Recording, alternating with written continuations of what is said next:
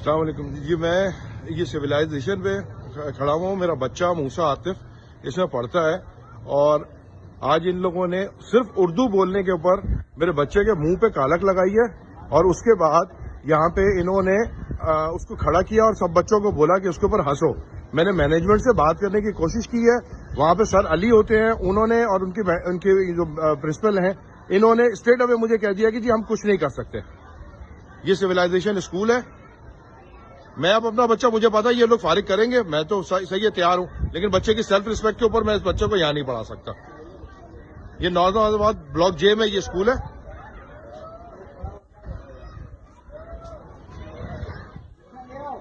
ये इन लोगों की हरकतें हैं। ये मेरा बच्चा है, ये इसके मुंह पे इन्होंने ये कालक लगाई है और इसके ऊपर सब बच्चों को बोला कि हंसे। तो ये आप लोग ये देख लें, ये सारे ये स्कूल मैनेजमेंट है, ये सिविलाइजेशन स्कूल है।